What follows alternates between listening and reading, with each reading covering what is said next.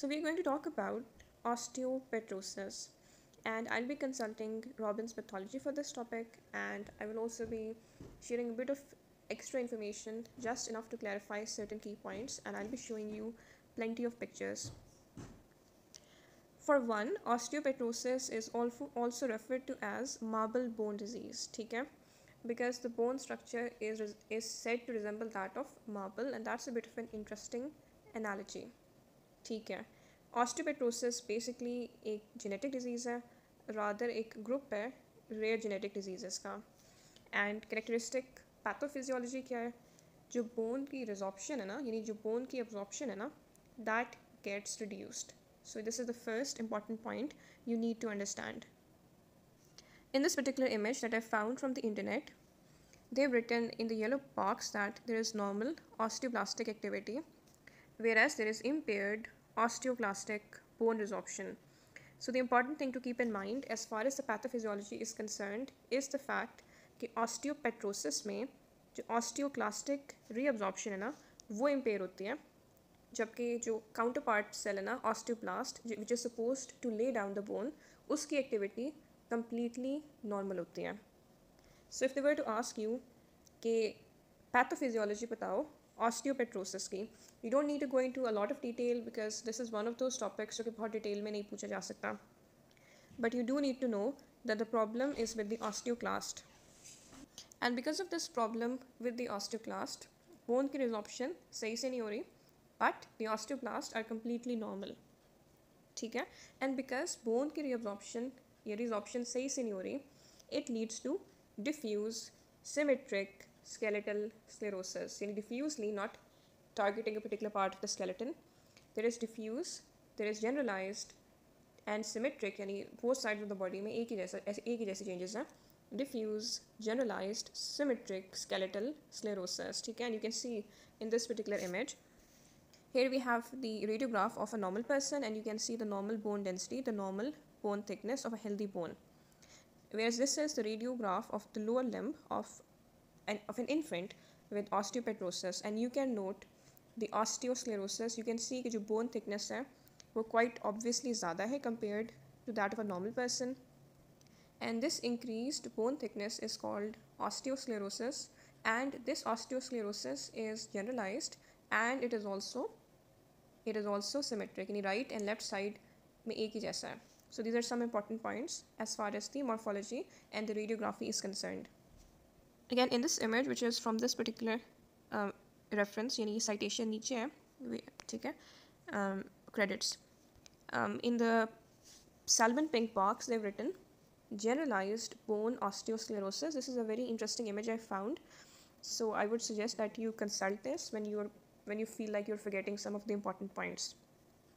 ठीक है. And over here you can see they've written evenly dense bone like a marble.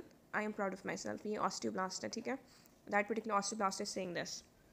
अच्छा, although the bone is thick as opposed to thin, it is quite brittle and बहुत ज़्यादा risk होता है fracture का with little to minimal trauma. Again, a very important point as far as clinical features are concerned.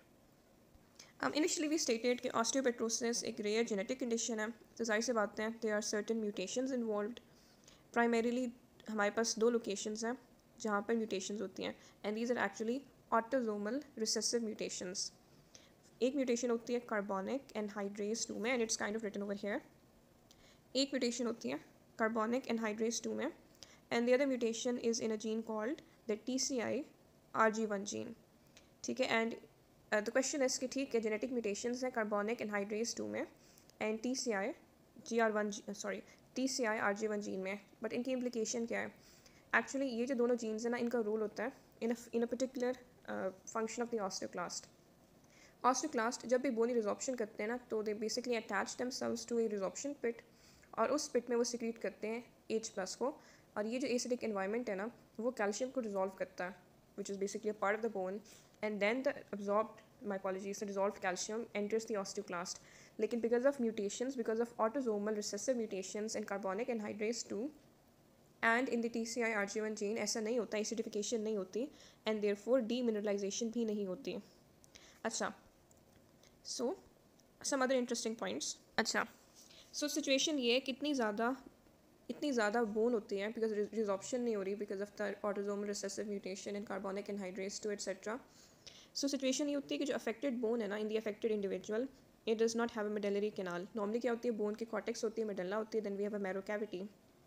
इस situation में जो osteopetrotic bone है ना, it does not have any medullary cavity, it does not have any marrow cavity. ठीक है, first of all this is the first feature to be noted. Secondly, जो ends होते हैं ना लॉन्ग बोन्स के, you can actually see that in another image too, but चलो हम इसमें देख लेते हैं.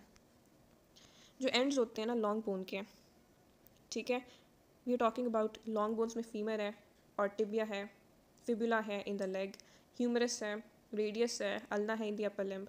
तो ये जो हमारे पास लॉन्ग बोन्स है ना, उनके जो लोअर एंड्स है ना, ठीक है, बल्कि not just the lower ends, जो एंड्स है ना इन लॉन्ग बोन्स के वो बल्बस होते हैं. And this kind of deformity is called, ये आप देख सकते हैं ना, इसके लिए you need to have an understanding कि जो अर्लन मायर फ्लास्क होते हैं वो कैसे होते हैं. Chemistry people know this very well, लेकिन वो इस तरह के होते हैं बेसिकली. तो ये जो एंड है लॉन्ग बोन्स की इन ऑस्टियोपेट्रोटिक patient, they do resemble अर्लन Mayar flask deformity. ऐसा वो क्यों रिजेंबल करें, बिकॉज ये जो एंड्स हैं ये बल्बस हैं एंड मिसशेपन है. Therefore we use the term Erlenmeyer flask deformity when we are talking about the skeletal appearance of patients with osteopetrosis. ठीक है, पहला पॉइंट. सेकेंड पॉइंट ये है कि वर्टिब्रा से न्यूरल फोरामिना निकलते हैं ना, जिसके through the nerves exit and neural foramina other places of the body में भी हैं, बिकॉज प्राइमरीली यहाँ पर ऑस्टियोक्लास्टिक रिजॉर्प्शन सही नहीं हो रही टू द एक्सटेंट कि we don't have a marrow cavity. ठीक है, सिमिलरली जो न्यूरल फोरामिना है ना वो भी compare to a normal person they are small and therefore जो भी नर्व एग्जिट कर रही होती है ना इट गेट्स कंप्रेस्ड. ठीक है, तो इसके इम्प्लिकेशंस क्या हैं कि nerve compression related clinical features भी आएंगे. और सेकेंडरीली क्योंकि मैरो कैविटी ही नहीं है, इसका मतलब है there is no bone marrow, यानी जो बोन मैरो की जगह नहीं है. तो जब बोन मैरो की जगह नहीं है तो हिमाटोपोइसिस नहीं होगी. अब जो ऑस्टियोपेट्रोसिस है ना इसकी भी टाइप्स होती हैं. We have something called infant osteopetrosis which is very severe autosomal recessive, जो कि फेटल होती है because of the leukopenia. Although infant में कैपेसिटी होती है लिवर एंड स्प्लीन की to start making blood and other blood products, still that is not enough. Patient develop करता है हिपैटोस्प्लीनोमेगाली, बट इवेंचुअली उसकी डेथ हो जाती है ल्यूकोपीनिया की वजह से, बिकॉज बोन मैरो आरबीसी भी बना रहे हैं, बोन मैरो डब्ल्यूबीसी भी बना रहे हैं. तो जो रिजल्टेंट इम्यूनो डेफिशिएंसी है ना it leads to death of the individual. ठीक है, we also have the mild autosomal dominant variant. ये this is also another very good summary, ये आप देख लें क्रेडिट्स. ऑस्टियोपेट्रोसिस को हम मार्बल बोन डिजीज़ कहते हैं, जिसमें डिफ्यूज सिमेट्रिक स्केलेटल स्क्लेरोसिस होती है. Very important, they are going to mention this particular term in an MCQ. याद रखने के लिए लुक एट दिस इमेज, आप नोट करें कि वाकई ही डिफ्यूज और सिमेट्रिक स्केलेटल स्क्लेरोसिस है. आगे उन्होंने वजह लिखी हुई है बिकॉज ऑफ इम्पेयर्ड फंक्शन या impaired formation of the osteoclast, यानी प्रॉब्लम किन सेल्स के साथ है, इनके साथ है. प्रॉब्लम क्यों है, because of mutation in carbonic anhydrase 2 and TCI-RG1 which is responsible for creating acidic environment for the osteoclast to do its job. आगे उन्होंने टाइप्स बताई हुई ऑस्टियोपेट्रोसिस की. क्लिनिकल फीचर्स की जो सिवियर इन्फेंटाइल है वो इन यूट्रो ही एविडेंट हो जाता है या soon after birth. Anaemia is very important. Cranial nerve defects होते हैं. More importantly there is pancytopenia which is fatal in the infant. Treatment भी ऑब्वियस है, stem cell transplantation, and we are done with this important. अच्छा, sometimes patients में ना एक autosomal dominant variant होता है which is mild and the patient basically presents during adolescence या early adulthood. इस केस में इंडिविजुअल्स प्रेजेंट करता है because of the multiple fractures, because I stated previously कि ये जो है ना आई पे high price for looking like a marble bone, because ये जो बोन्स होती हैं वो ब्रिटल होती हैं. तो इस केस में जो प्रेजेंटिंग कंप्लेंट है it is the fractures, and जो फ्रैक्चर्स है उसकी वजह से प्रेजेंटेशन होगी, मल्टीपल फ्रैक्चर्स की हिस्ट्री होगी, हो सकता है साथ में एनीमिया भी हो और सर्टेन क्रेनियल नर्व डिफेक्ट्स भी हों.